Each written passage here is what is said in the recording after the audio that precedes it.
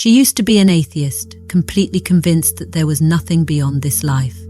But after a horrific accident, her soul left her body and entered a realm far beyond anything she could have ever imagined.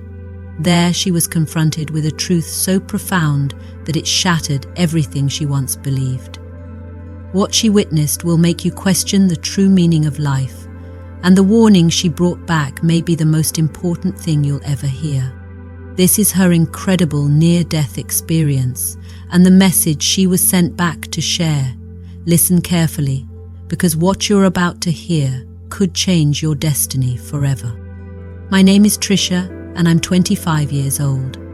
I was born and raised in the countryside of East Texas, where my childhood was filled with wide open fields and endless horseback rides with friends.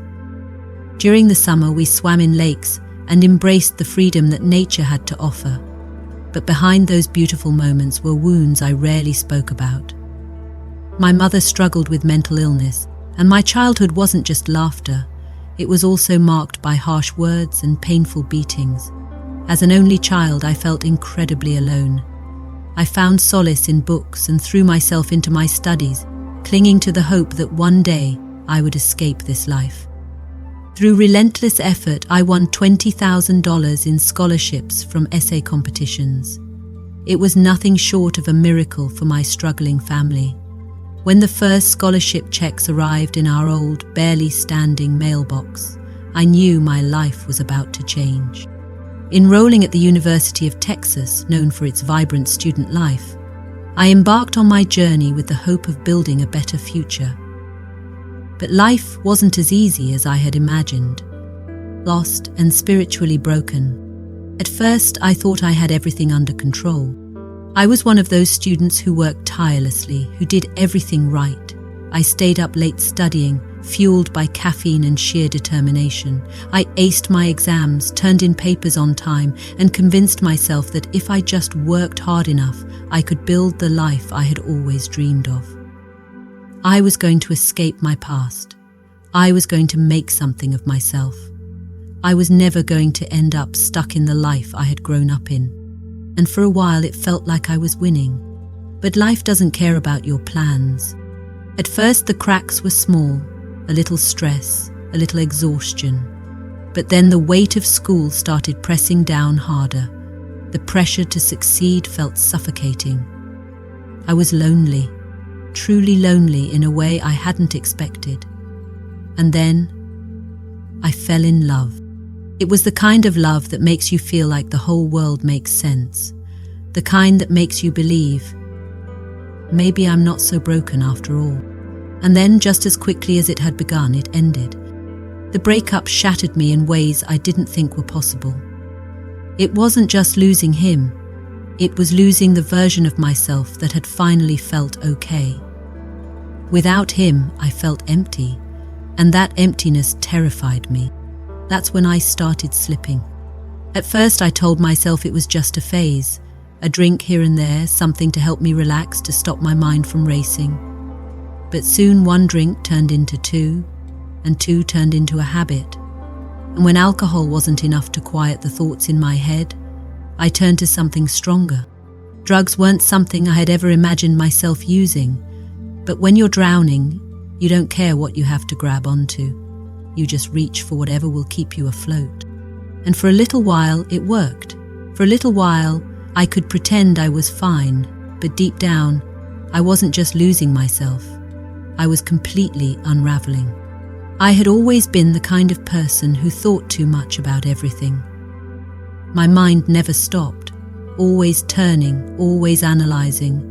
And no matter how hard I tried to drown my thoughts in alcohol, parties, and distractions, there was one fear I couldn't escape: death. I was agnostic at the time. I wasn't religious, but I wasn't completely closed off to the idea that maybe there was something more. I had read Emerson, Thoreau, and Whitman. I loved their ideas about nature, spirituality, and the interconnectedness of all things. But none of it gave me the answers I really needed. What happens when we die? Do we just stop? Does everything we are, our memories, our dreams, our very sense of self, just vanish into nothingness? The thought of non-existence haunted me. Some nights I lay awake staring at the ceiling, my heart pounding in my chest, overwhelmed by the realization that one day I would not be here anymore. One day my body would be gone, my thoughts would disappear, and the world would keep spinning like I had never even existed.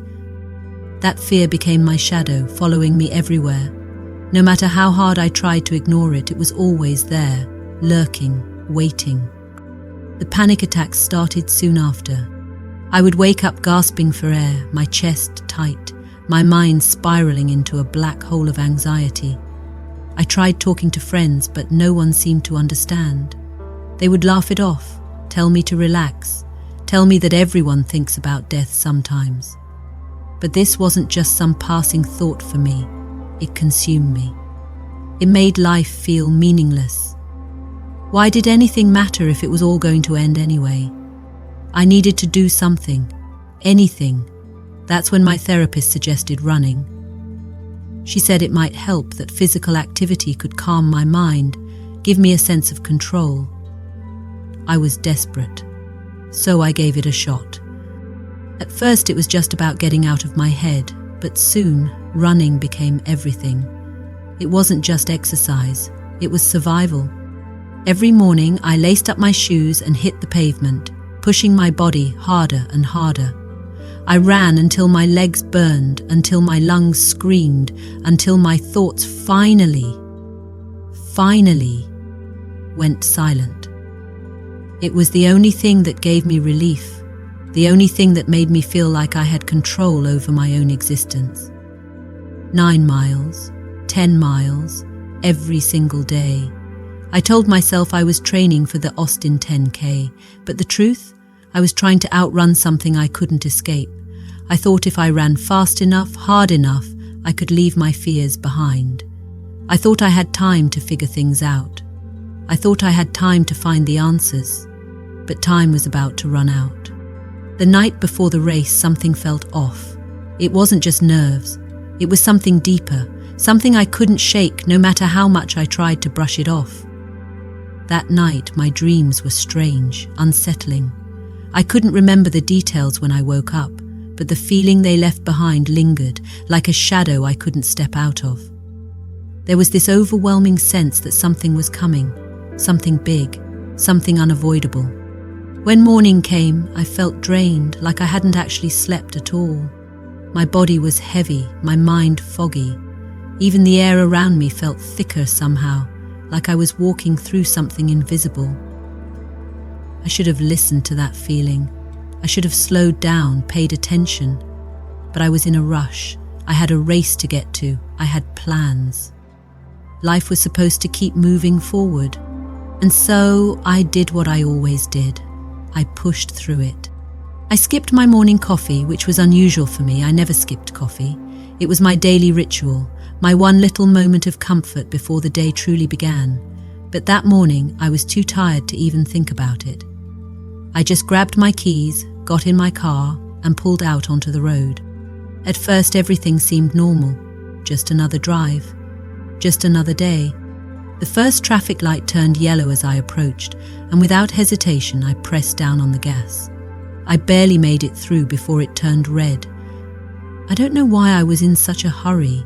I wasn't running late. I wasn't rushing anywhere urgent. But something in me felt this strange sense of urgency, like I needed to keep moving. Then came the second light. I glanced up. It was red. And that's when I saw it. A car barreling toward me at full speed. In that split second, my mind couldn't process what was happening. Why was that car moving so fast? Why weren't they slowing down? It was like they had anticipated the light changing, like they were so sure they could make it through before anyone else entered the intersection. But I was already there.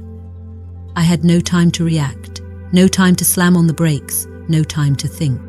And then the impact.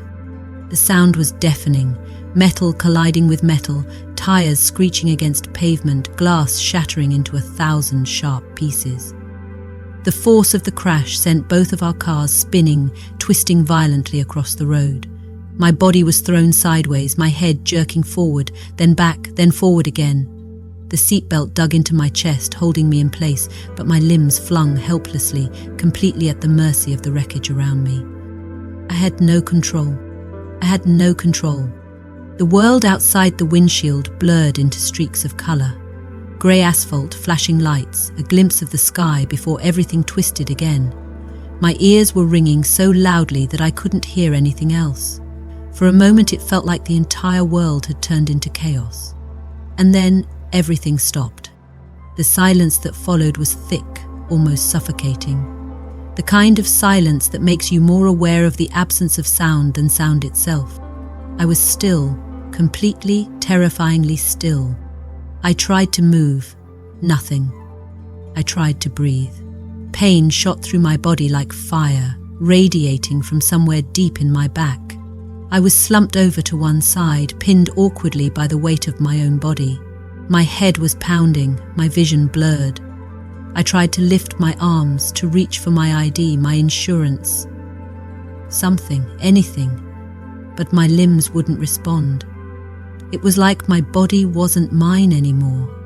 And that's when the fear set in. Not just fear, pure terror. Something was wrong. Something was really, really wrong. I couldn't feel my legs.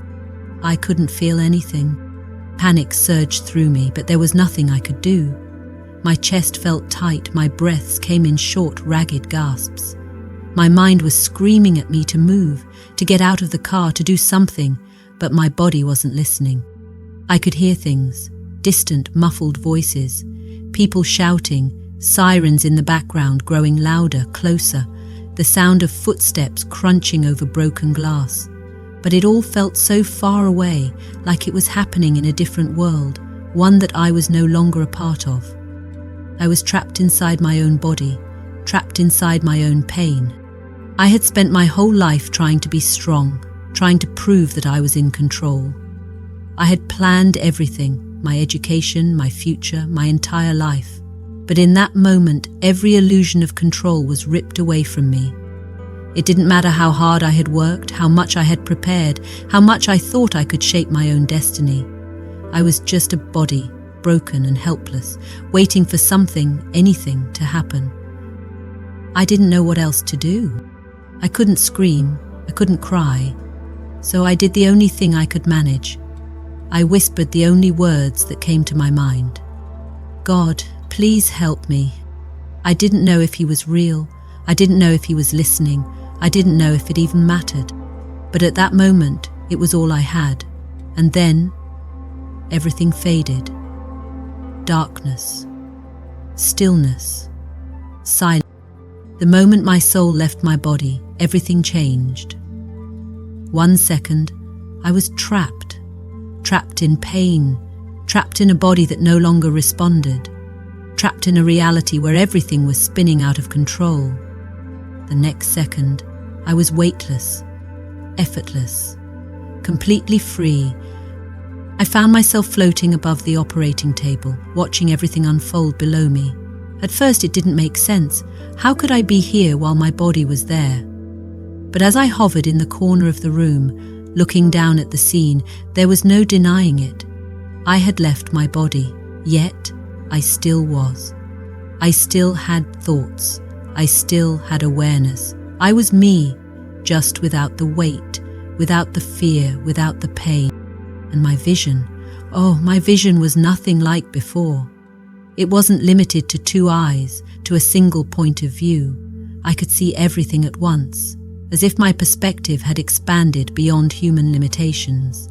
I saw the tops of the surgeons' heads, the way their hands moved with precision as they worked to keep me alive. I noticed the faint beeping of machines, the soft murmur of voices speaking medical jargon I didn't understand. And then, something that caught me completely off guard. I heard music. There was a radio playing in the background, barely noticeable amidst the chaos, and I recognized the song. It was Elvis Presley, playing on the easy listening station I had tuned into so many times before. That was when the first realization hit me like a lightning bolt. I still exist. My consciousness is still here. And that thought? It didn't scare me, it thrilled me. I wanted to shout it, to tell every single person who had ever doubted, every friend who had ever laughed at the idea of life after death. We don't just disappear, we keep going. I'm proof of it. But before I could even finish processing that thought, something else caught my attention, something even more extraordinary. Behind the surgeons, emerging from what I can only describe as another realm, were beings of light. They weren't human, not even close. They were towering at least 9 feet tall and radiated pure, pulsating energy. Their presence wasn't just something I saw, it was something I felt. They exuded a peace so profound, so all-encompassing that I knew, without a doubt, that they were good. That they were beyond good. They didn't have wings, didn't wear flowing robes like the angels in paintings, but somehow I knew that's what they were, or at least that's what we might call them. Beings of pure light, messengers of something far greater than anything I had ever imagined. And then something even more astonishing happened. They spoke, but not with words. No mouths moved, no voices echoed through the room, yet their message was as clear as if it had been whispered directly into my mind. Their communication wasn't just something I heard, it was something I understood, deep in my soul. They told me they were there to help, that they were channeling healing energy through the surgeons, guiding their hands, using them as instruments to repair my broken body. The surgeons had no idea, of course. To them, they were simply performing a procedure, relying on their years of medical training. But in reality, something far greater was at work. And then one of the light beings laughed, not in a mocking way, not in a way that felt cruel or detached. It was warm, knowing, like a teacher watching a student finally grasp an important lesson, like they had been waiting for me to recognize what had been happening all along. "Watch this," one of them said. And in that instant, a surge of light and energy burst from them, flowing directly through the surgeon's hands. I watched, completely stunned, as that energy traveled into my body, lighting up my spine like a burning filament in a light bulb. It was beautiful, breathtaking. I could feel it, even though I wasn't inside my body. I could feel the energy pouring in, repairing what had been broken. It wasn't just healing my body, it was healing me. I wanted to stay there forever. I wanted to keep watching, to keep feeling the incredible warmth of that light. I had never felt so at peace, so whole. For the first time in my life, I wasn't worried. I wasn't afraid. I wasn't hurting. And then, everything changed. The beeping of the heart monitor, the steady rhythm that had been filling the room, suddenly stopped. A single, piercing sound cut through the silence. A long, uninterrupted flatline. I turned my attention back to my body. I saw the screen, the straight, unbroken line stretching across it. I saw the sudden tension in the room as the surgeons realized what had happened. I saw them rush to act. And in that moment, I understood. I wasn't dying. I was already dead. I drifted out of the operating room, passing through walls effortlessly. No longer bound by my broken body, I floated higher and higher until I was hovering over the city of Austin. Below me, life continued as if nothing had happened, but for me, everything had changed. I felt weightless, free, and more alive than ever. For the first time, there was no pain, no fear, just peace. And as I soared higher, a thought crossed my mind. Maybe I won't go back. Maybe I don't have to. Then everything shifted. I was no longer above the city, but standing in the middle of a lush green field. The air buzzed with energy. The grass beneath me felt alive. There was no death here, only perfection. And then I saw him. My grandfather. He looked young, strong, full of life. Without speaking, he recreated a memory for me. His old pickup truck, the endless fields, the wind in my hair. We rode together, just like we had when I was a child, and for a moment I forgot everything else. Then he turned to me. "Do you want to keep going?" I looked up. Beyond the horizon, something greater was calling. I couldn't see it, but I could feel it. God. Without hesitation, I moved forward, soaring effortlessly toward the presence that radiated infinite love.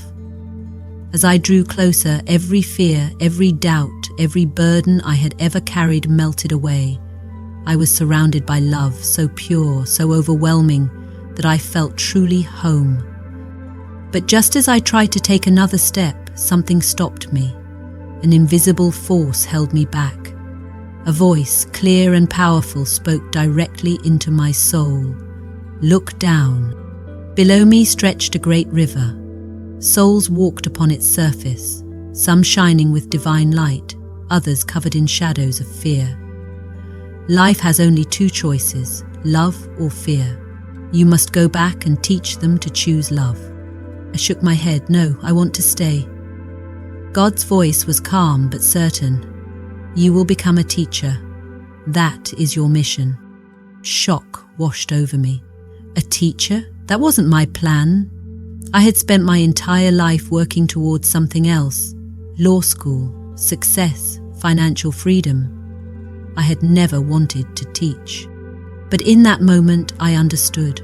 I had never been in control. There had always been a path waiting for me, a purpose greater than my own ambitions. Love was the only thing that truly mattered. And whether I wanted to or not, I was going back. In an instant, my soul was yanked backward, hurtling through the darkness as if I had been caught in an invisible current. The warmth, the freedom, the boundless love, all of it disappeared as I was pulled further and further away from that divine presence. I wanted to fight it, to hold on, to stay in that place where I had felt more alive than I ever had on earth. But I had no choice. I was being sent back. The return was not gentle. I slammed into my body like crashing into a brick wall. The weight of my physical form pressed down on me, suffocating, restrictive, foreign. Compared to where I had just been, this body felt small, weak, broken. It was like trying to squeeze into an old, tight-fitting garment that no longer belonged to me. Then pain, a crushing, suffocating pain radiated through me, reminding me of the accident, reminding me that I had survived. My chest felt like it had been caved in, my limbs felt like lead, and my throat was so dry it was painful to swallow. A blinding white light filled my vision. My ears rang with the sharp beeping of monitors, the distant hum of voices. A nurse was standing over me, her voice cutting through the haze. "Can you tell me your name?" For a moment, I didn't answer. My name? Who was I now?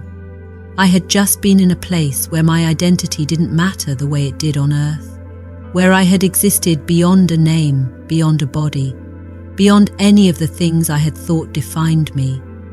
But here I was, back in this hospital bed, forced into a life that suddenly felt so much smaller than before.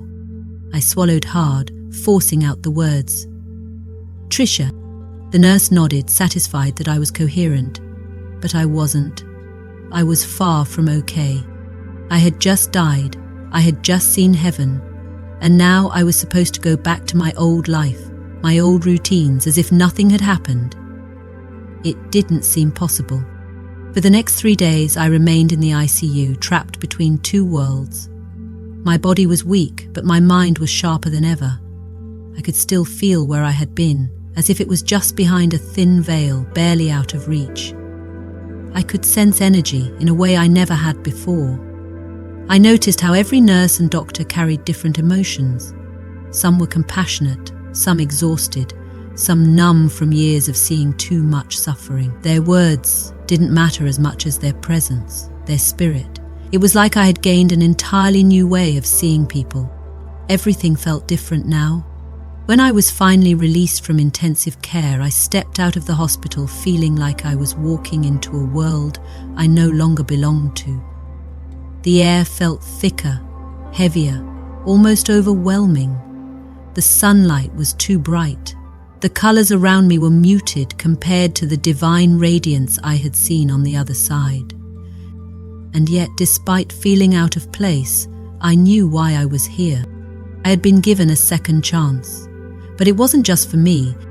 I hadn't been sent back to simply continue life where I had left off, to return to my old ambitions, my old struggles, my old fears. No, I had been sent back with a purpose. I had been shown something extraordinary, something beyond human comprehension, and now it was my responsibility to share it. The realization hit me like a wave. The accident, my near-death experience, my return, it was not random. It was not just a lucky break. It was intentional. It was a calling. But was I ready for it?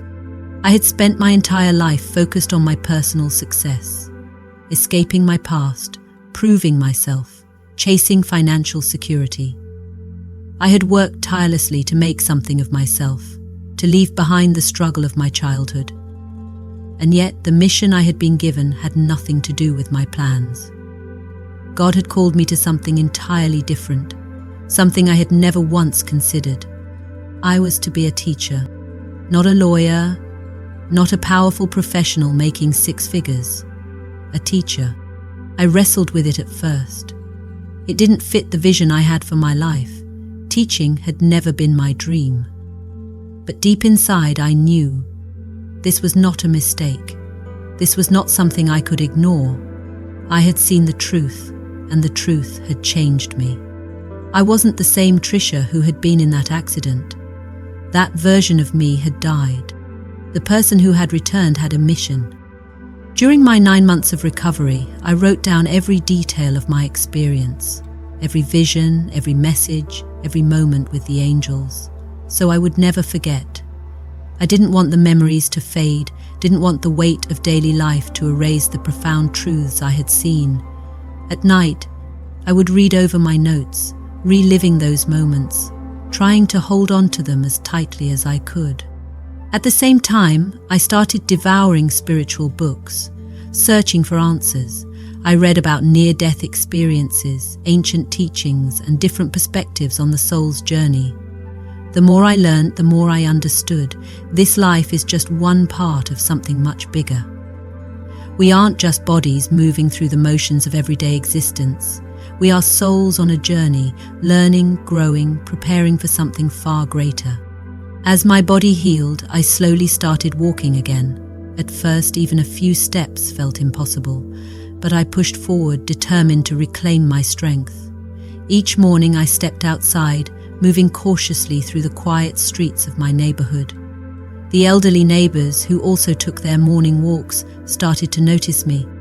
At first, they just nodded in encouragement, but over time they became more than strangers passing by. They became my cheerleaders. They had seen me at my weakest, first in a wheelchair, then struggling with crutches, and finally taking those first wobbly steps on my own. And every time I made progress, they clapped, smiled, and called out words of encouragement. "You're getting stronger. You'll be running again in no time. We're so proud of you." Their kindness moved me. These people had no reason to care, and yet they did. And in their support, I saw something I had learned on the other side. Love is what truly matters. It wasn't about grand gestures or dramatic life changes. It was in the small moments, the everyday acts of kindness that connected us all. As I walked further and further each day, I realized that my recovery wasn't just physical. I wasn't just healing my body, I was healing my spirit. I was learning to exist in this world again, but this time with a completely different perspective. By the time I was fully recovered, I knew what I had to do. I returned to school determined to finish my degree. But unlike before, I wasn't chasing law school, wealth, or personal success. That old version of me, the one who had been driven by fear, by the need to escape my past, was gone. Instead, I earned my teaching certification. The same profession I had once dismissed, the one I had never imagined for myself, was now the path I knew I was meant to walk. The first day I stood in front of my classroom, I felt the weight of it. The weight of my journey. The weight of the message I had been given. The weight of what I was about to say. I took a deep breath and looked at my students. Some were paying attention. Some were staring out the window. Some were already halfway to sleep. They had no idea what I was about to tell them. And then I said the words that would change everything. I never planned on becoming a teacher, but God sent me here, and this is my story. The room fell silent. The students who had been slouched in their chairs sat up, eyes widened. They leaned forward, drawn in, as if they knew what I was about to say was something important. And as I spoke, as I told them about my accident, about what I had seen, about the love that existed beyond this world, I watched something shift in them. Some of them looked shocked. Some of them looked like they were hearing something they had always felt but had never put into words. And when I finished, hands shot up, questions poured in. They wanted to know more. They wanted to understand. And in that moment, I realized something I hadn't fully grasped before. This was why I had been sent back. Not just to teach a subject, not just to stand in front of a classroom and go through the motions, but to wake people up, to help them question, to help them seek, to help them realize that they were more than just students sitting in desks, more than just kids trying to make it through another school year. They were souls on a journey, and so was I. Now, from the depths of my heart, I want to leave you with this message, one that was given to me in the place beyond this world, a truth that I now carry with me every single day. Life comes down to two choices, love or fear.